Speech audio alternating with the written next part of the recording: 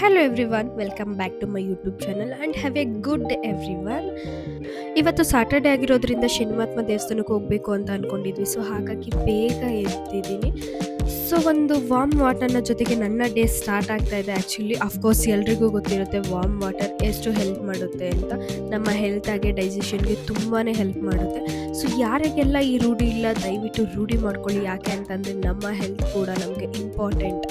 So ಸ್ನಾನಕ್ಕೆ ಹೋಗೋಕ್ಕೂ ಮುಂಚೆ ಮನೆ ಕ್ಲೀನ್ ಮಾಡಿಬಿಡೋಣ ಅಂದ್ಕೊಂಡೆ. ಮಕ್ಕಳಿರೋ ಮನೆ ಆಗಿರೋದ್ರಿಂದ ಮನೆ ತುಂಬ ಫುಲ್ ಅವ್ರ ಆಟ ಸಾಮಾನುಗಳಿದೆ. ಆಟ ಸಾಮಾನಲ್ಲಿ ಆಡಿ ಆಡಿ ಬೇಜಾರಾಗಿ ಈಗಾಗಲೇ ಬಟ್ಟೆಗೆ ಹಾಕೋ ಕ್ಲಿಪ್ಗಳನ್ನ ತೊಗೊಂಡು ಆಟಾಡೋದಕ್ಕೆ ಶುರು ಮಾಡಿಬಿಟ್ಟಿದ್ದಾರೆ. ಮನೆಯೆಲ್ಲ ಕ್ಲೀನ್ ಮಾಡಿ ನಾನು ಕೂಡ ಸ್ನಾನ ಮಾಡ್ಕೊಂಡು ಫ್ರೆಶ್ ಆಗಿ ಬಂದೆ. ದೇವಸ್ಥಾನಕ್ಕೆ ಹೋಗೋದಕ್ಕೂ ಮುಂಚೆ ಮನೇಲಿ ಪೂಜೆ ಮಾಡಿಬಿಡೋಣ ಅಂತ ಹೇಳಿ ಮನೆಯಲ್ಲಿ ಪೂಜೆ ಕೂಡ ಮಾಡಿಕೊಂಡೆ. ಶನಿಮಹಾತ್ಮನ ದೇವಸ್ಥಾನದಲ್ಲಿ ಎಳ್ಬತ್ತಿ ಹಚ್ಚಬೇಕು ಅಂತ ಅಂದ್ಕೊಂಡಿದ್ರಿಂದ ರಾತ್ರಿನೇ ಅದನ್ನೆಲ್ಲ ರೆಡಿ ಮಾಡಿ ಇಟ್ಕೊಂಡಿದ್ವಿ.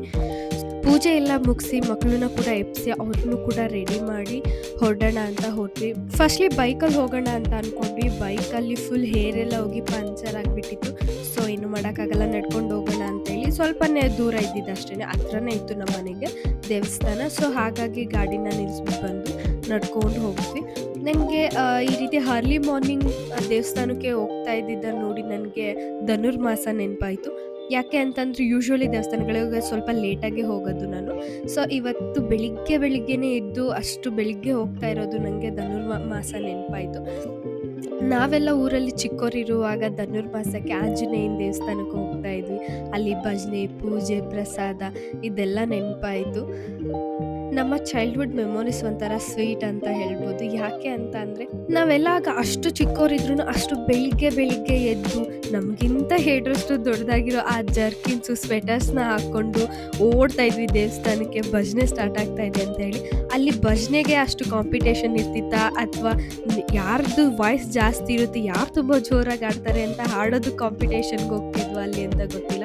ಆ್ಯಂಡ್ ಅಲ್ಲಿ ಅರ್ಧ ಮನಸ್ಸು ಭಜನೆಗಿದ್ರೆ ಇನ್ನು ಅರ್ಧ ಮನಸ್ಸು ನನಗಂತೂ ಪ್ರಸಾದದ ಮೇಲೆ ಇರ್ತಿತ್ತು, ಯಾವಾಗ ಚರ್ಪ್ ಕೊಡ್ತಾರೆ ಅಂತ ಹೇಳಿ. ನನಗೆ ಅವಲಕ್ಕಿ ಚರ್ಪ ಅಂತಂದರೆ ತುಂಬ ಇಷ್ಟ. ಸೊ ಯೂಶ್ವಲಿ ಅಲ್ಲಿ ಜಾಸ್ತಿ ಅವಲಕ್ಕಿ ಚರ್ಪನೆ ಕೊಡ್ತಾಯಿದ್ರಿಂದ ನನಗಂತೂ ಅರ್ಧ ಮನಸ್ಸು ಅಲ್ಲೇ ಇರ್ತಾಯಿತ್ತು. ಎಷ್ಟೋ ಸಲ ನಾನು ಭಜನೆಗೆ ಅಥವಾ ಪೂಜೆಗೆ ಹೋಗ್ತಾನೆ ಇರಲಿಲ್ಲ. ನಮ್ಮ ಮನೆಯಿಂದ ಸ್ವಲ್ಪನೇ ದೂರ ಇರ್ತಿದ್ದಿತ್ತು ಆಂಜನೇಯ ದೇವಸ್ಥಾನ. ಸೊ ನಾನು ಪೂಜೆಗೆ ಹೋಗ್ತಾನೆ ಇರ್ತಿರ್ಲಿಲ್ಲ, ಮಲ್ಕೊಂಡ್ಬಿಡ್ತಾ ಇದ್ದೆ. ಬಟ್ ಮಂಗಳಾರತಿ ಮಾಡುವಾಗ ಆ ಗಂಟೆ ಸೌಂಡು ನಮ್ಮ ಮನೆವರೆಗೂ ಕೇಳಿಸ್ತಿತ್ತು.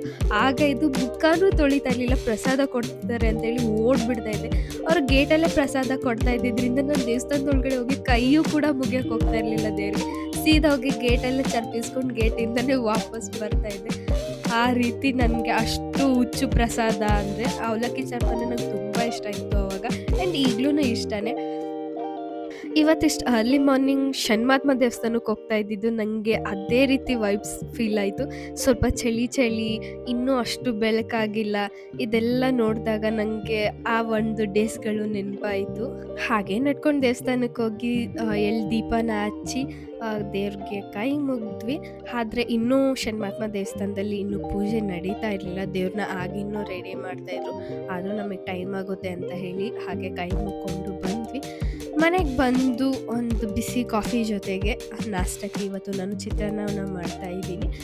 ಚಿತ್ರಾನ್ನಕ್ಕೆ ಮಾಡುವಾಗ ನಾನು ಫಸ್ಟ್ಲಿ ಕಡಲೆ ಬೀಜ ಆಗಲಿ ಕಡಲೆಬೇಳೆ ಆಗಲಿ ಏನೇ ಆಗಲಿ ನಾನು ಹುರಿದು ಎತ್ತಿಟ್ಕೊಂಡು ಬಿಡ್ತೀನಿ. ಯಾಕೆ ಅಂತ ಅಂದರೆ ಈರುಳ್ಳಿ ಜೊತೆ ಮೀನ್ಸ್ ಕಡಲೆ ಬೀಜನ ಹುರಿದಿದ ತಕ್ಷಣ ಈರುಳ್ಳಿನ ಹಾಕಿ ಬೇಯಿಸೋದ್ರಿಂದ ಈರುಳ್ಳಿ ಸ್ವಲ್ಪ ನೀರು ರೀತಿ ಬಿಟ್ಕೊಳ್ಳುತ್ತೆ ಬೇಯ್ತಾ.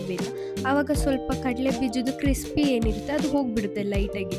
ಅದೇ ರೀತಿ ಎತ್ತಿಟ್ಕೊಂಡು ಕೊನೆಯಲ್ಲಿ ಮಿಕ್ಸ್ ಮಾಡಿಕೊಂಡ್ರೆ ಅದ್ರ ಕ್ರಿಸ್ಪಿನೆಸ್ ಇನ್ನೂ ಇರುತ್ತೆ. ಆ್ಯಂಡ್ ತುಂಬ ಹೊತ್ತು ಕೂಡ ಅದು ಹಾಗೇ ಇರುತ್ತೆ ಟೇಸ್ಟು. ಸೊ ಹಾಗಾಗಿ ಬೇಕಿದ್ರೆ ನೀವೊಂದ್ಸಲ ಅದನ್ನು ಟ್ರೈ ಮಾಡಿ ನೋಡಿ, ಖಂಡಿತ ನಿಮಗೆ ಅದ್ರ ಡಿಫ್ರೆನ್ಸ್ ಗೊತ್ತಾಗುತ್ತೆ. ನಾಷ್ಟ ಎಲ್ಲ ಮಾಡಿ ರೆಡಿ ಮಾಡಿದ್ದಾದಮೇಲೆ ನನ್ನ ಮಗನ ಲಂಚ್ ಬ್ಯಾಗ್ ರೆಡಿ ಮಾಡಿಟ್ಟೆ.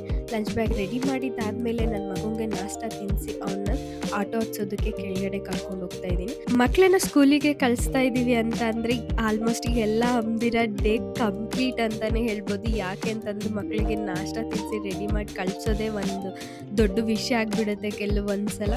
ಸೊ ಇಲ್ಲಿಗೆ ನನ್ನ ಡೇ ಕಂಪ್ಲೀಟ್ ಆಗ್ತಿದೆ. ಐ ಹೋಪ್ ನಿಮಗೆ ಈ ವಿಡಿಯೋ ಇಷ್ಟ ಆಯಿತು ಅಂತ ಅಂದ್ಕೊಳ್ತೀನಿ. ಇಷ್ಟ ಆಗಿದೆ ದಯವಿಟ್ಟು ಲೈಕ್ ಮಾಡಿ, ಶೇರ್ ಮಾಡಿ, ಹಾಗೆ ಸಬ್ಸ್ಕ್ರೈಬ್ ಮಾಡಿ. Thank you so much.